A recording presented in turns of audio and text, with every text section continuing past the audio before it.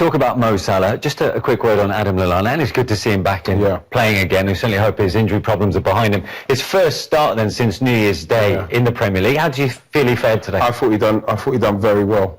You can imagine what he's like as well. Andy's mentioned about the injury. The first one was easy to get over, but then the little niggles and the setbacks, and it's the setbacks what get you down. So for him to try to get back into this Liverpool side, who are flying, who are challenging Manchester City, and it's going to be tough for him. I think for him to get that 90 minutes under his belt, injury-free, I think he'll be absolutely delighted with that. He should be as well. Do you know, he was one of the first picks for Jurgen Klopp when he first arrived, and deservedly so. And now, having spent so much time sitting and watching, he'll have seen a lot of players coming in, and I'm sure he'll have had his moments where he's thinking to himself, I'm not going to get back into this team. And then Shaqiri arrives on top of that at the same sort of time. He's coming back, but he's kept plugging away, and he's a very talented, very clever, and a very different type of midfield player to what Liverpool have got, and maybe that's why he'll always get a game.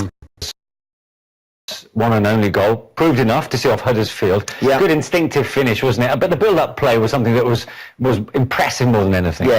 Talk us through it, Righty, this, because I know you like the ball from Joe Gomez. It was brilliant, Anne, because we see a lot of games where people are passing sideways from this particular position in the field, but he's really drilled that into Shaqiri with the quality that he's got, and then Mo Salah, he's taken it early, and this is what, I remember speaking to Dave Seaman a lot, and he's saying about when you get the ball in this position, that's a great pass. When you get it in this position here and the goalkeeper's got to come across, and what's happening is he's constantly moving his feet, so at some stage he's going to have to set them. So what you've got to do is you've got to try and take it as early as you possibly can, because look, his head's not looking up, he's not even looking up, and the goalkeeper's and he's off the ground just enough for him to hit that ball across him, and that is where, you know what I mean, you get to finish, and this is what they say, you've got to take it early, and he's taken it early as he's gone across. Look how many steps the goalkeeper's got to go to his left, and at some stage he's got to plant himself, he didn't get to do it.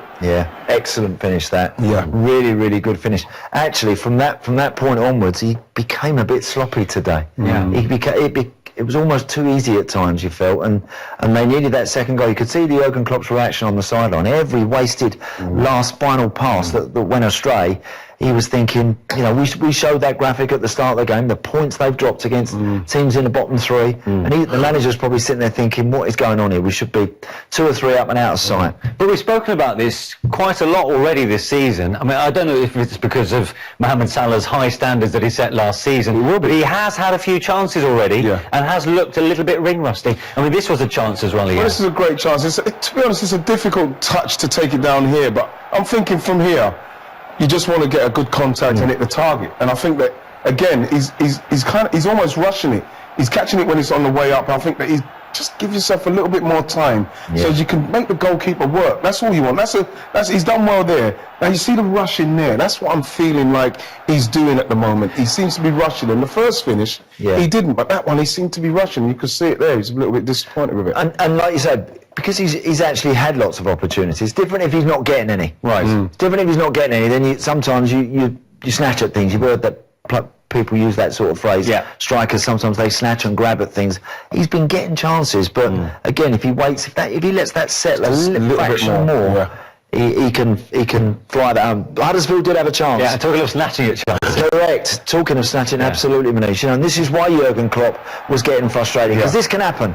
A ball in your box, and then a bit of confusion and a ball bobbling around. Someone can end up knocking that in. What's he do wrong here? I think, you know, the thing with this, Anne, I just think there's 2 mistakes there. He's not reacted, and when we see it in this one, look at him now. Look, he's not reacted. He's still not really reacted. Now he's reacting, and so what you want to do, you want to try and get that on the half volley. Watch it, it's going to bounce. Now he's going to try and hit, and look, that's where the difficulty comes in. So what you want to try and do is, of course, it's difficult to react because he's had to come through 2 defenders. But what you want to do is once you see that, but you've got to be moving towards it so you can react and get it on that half volley. That's the only thing I can say for him. And then the manager's reaction says it all there. You know, you can see there may be a point there that probably they didn't really deserve, but if you could just get someone who can nick you a goal, can finish, it makes a world of difference. If you have people in your team that can score goals, it hides a multitude of sins. It really does. They've got their deficiencies, Huddersfield. If they had somebody up there who could nick the odd goal, get them a few points here and there, it'd mask a lot of that, but unfortunately they don't. Okay, and we'll get reaction from the Liverpool dressing room in the final part of the programme here on Matchday Live. also coming up will be reflecting on those sides at the top of the table. And it finished all square at the bridge between Chelsea and Manchester United, while Manchester City put in a 5-star showing.